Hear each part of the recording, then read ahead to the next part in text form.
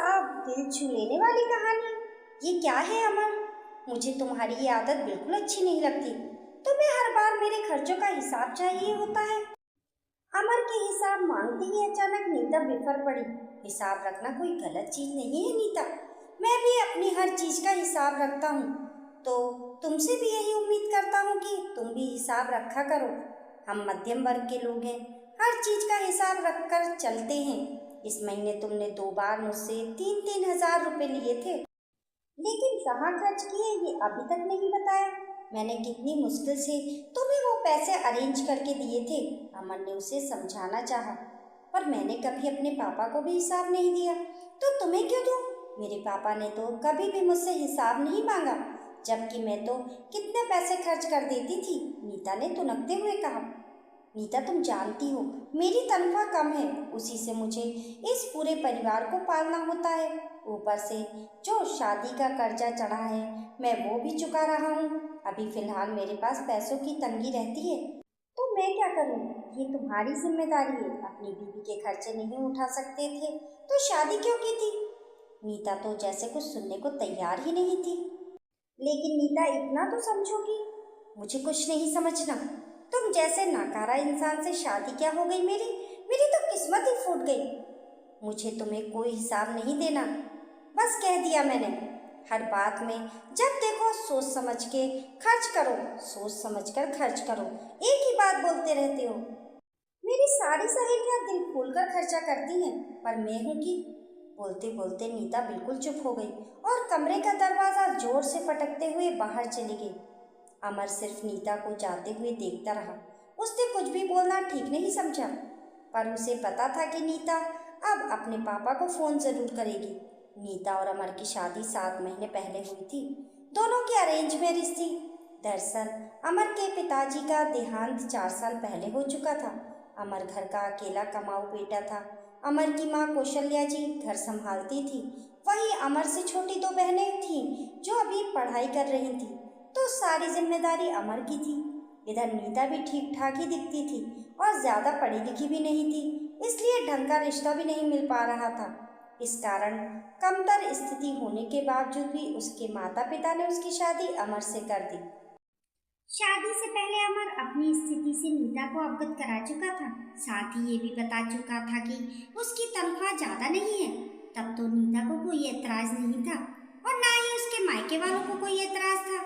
लेकिन अब वो इन जिम्मेदारियों से ऊब चुकी थी। अमर की आदत थी कि वो हर महीने का हिसाब किताब पूरा जोड़कर रखता था। पहले वो घर खर्चा अपनी माँ कौशल्या जी को देता था, लेकिन जब से अमर और नीता की शादी हुई थी, तब से कौशल्या जी महीने का खर्चा नीता के हाथों में ही दिलवाती थी। और नीता उसे तो अगर कोई चीज पसंद आ जाए तो वो उसे जरूर लेती थी, चाहे महीने का बजट बिगड़ जाए। पिछले 4 महीने से यही हो रहा था।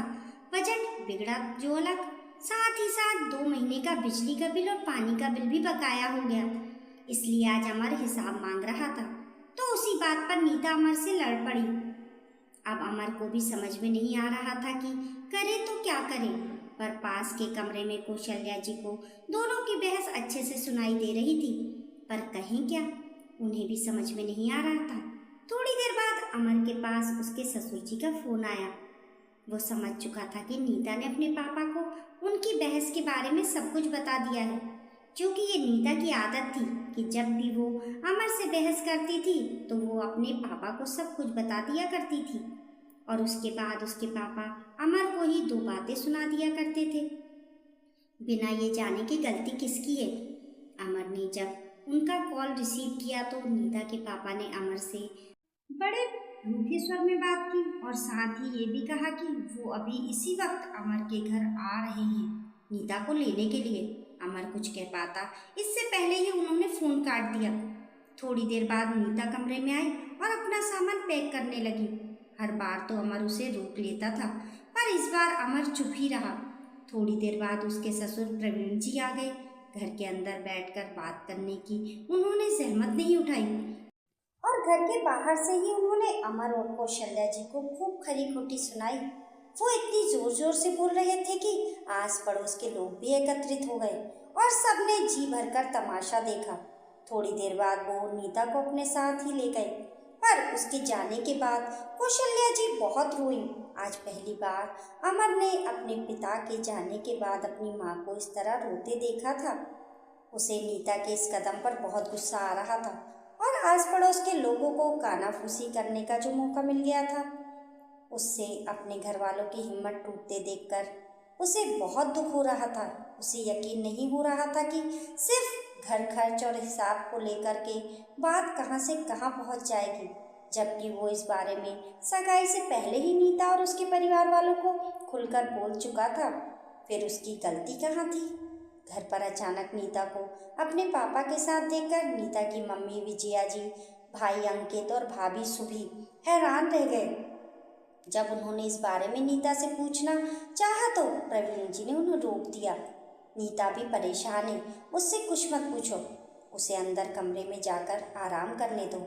ये सुनकर किसी ने भी कुछ नहीं कहा, पर बेटी को इस तरह घर पर आया हुआ देखकर विजया जी का दिल घबरा रहा था। आखिर वे भी इन बाप बेटी के प्यार को बहुत अच्छे से जानती थी। आखिर वो सालों से देखती आई थी कि किस तरह नीता की हर जिद को प्रवीण जी पूरा किए हैं। इस कारण नीता कितनी जिद्दी हो गई है, इसका अंदाजा भी उन्हें नहीं है। उन्होंने प्रवीण जी से ही पूछा, क्या बात हो गई? नीता इस तरह से इस समय कैसे अपने ससुराल से आ गई?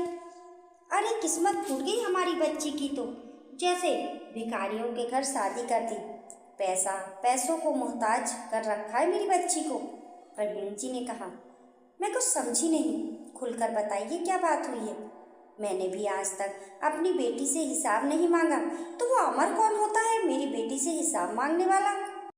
नीता अब उस घर में नहीं जाएगी। एक तो वैसे ही उसकी कमाने की औकात नहीं है, ऊपर से मेरी बेटी से हिसाब पूछने चला है कि कहाँ क्या खर्च करती है, प्रवीण जी चिढ़ते हुए बोले।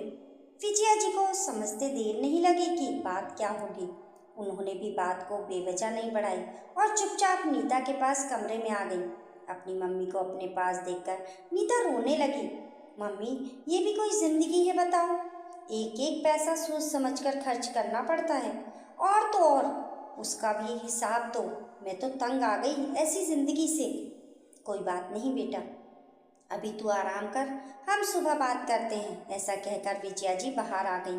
वे जानती थी कि गलती नीता की ही है, पर अपनी बेटी को समझाए तो समझाए कैसे? यहाँ बात बेटी को ही समझाने की थी, उसके पिता को भी ये बात समझ में आनी चाहिए थी। वह ऐसा कोई उपाय करना चाहती थी जिससे दोनों को ही समझ में आ जाए। दूसरे दिन जब सब नाश्ता कर रहे थे तो शुभी और विजया जी अपना अपना सामान लेकर कमरे से बाहर न आई। दोनों को इस तरह सामान के साथ देखकर प्रवीण जी ने पूछा, ये क्या है? तुम लोग कहाँ जा रही हो? हम लोग भी अपने मायके जा रहे हैं। लेकिन क्यों? विजया, तुम्हें दिख नहीं रहा कि यहाँ तुम्हारी बेटी परेशान है और तुम्हें मायके जाने की लगी है? तुम दोनों कहीं नहीं जा रही हो, चुपचाप अपना सामान अंदर रखो, प्रवीण जी ऑर्डर देते हुए बोले। नहीं, हम तो ज़रूर जाएंगे। आखिर मेरी बेटी ने ही मेरी आंखें खोल दी, वरना आज तक तो मुझे पता ही नहीं था कि मेरे साथ कितना गलत हो रहा है।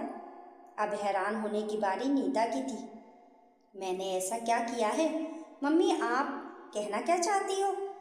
यही कि किसी भी पत्नी से हिसाब मांगने का अधिकार उसके पति को नहीं होता। हमें भी अपनी मर्जी से खुलकर खर्च करने का अधिकार होना चाहिए। ये क्या बकवास कर रही हो तुम? अपनी बेटी को ताने मारते तुम्हें शर्म नहीं आती? प्रवीण जी चिल्लाए। क्यों? इसमें क्या गलत है? बेटी से उसके पति ने हिसाब मांगा तो गलत है, लेकिन बहू से और पत्नी से हिसाब मांगते हो वो सही है। हमारे साथ ऐसा दोगला व्यवहार क्यों? कैसी बात कर रही हो तुम? हर इंसान को अपने हिसाब से घर चलाना होता है। जितनी उसकी कमाई होती है उस अनुसार उसके लिए वो अपने घर के अनुसार बजट बनाकर चलता है, तो उसका हिसाब किताब तो प्रॉपर होना चाहिए। इसमें गलत क्या है? हर इंसान अपनी इनकम के हिसाब से घर चलाता है। हिसाब किताब रखना तो अच्छी आदत होती है, प्रवीण जी समझाते हुए बोले। अच्छा, तो अमर ने क्या गलत किया? उसने भी तो अपनी इनकम के हिसाब से ही हिसाब पूछा था। अब प्रवीण जी को भी समझ में आ रहा था कि गलती अमर की नहीं है, इसलिए उनको जवाब देते नहीं बना, तो वो बिल्कुल चुप हो गए।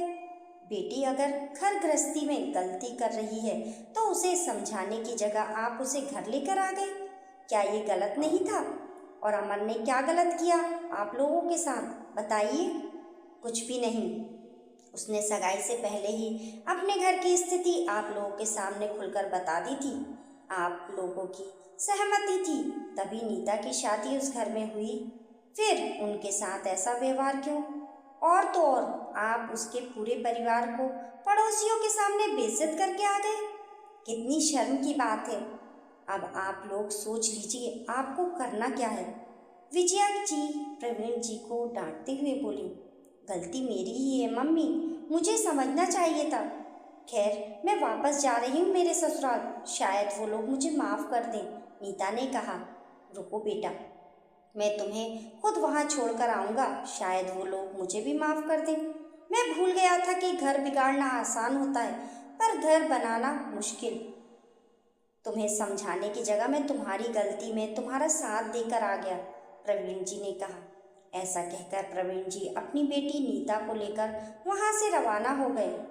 जब घर पहुँचे तो अमर और कौशल्या जी घर पर ही थे। नीता और प्रवीण जी ने अमर और कौशल्या जी से माफ़ी मांगी तो कौशल्या जी और अमर ने उसे माफ़ कर दिया। इधर विजया जी खुश थी कि उनकी समझदारी से बेटी का घर टूटने से बच गया।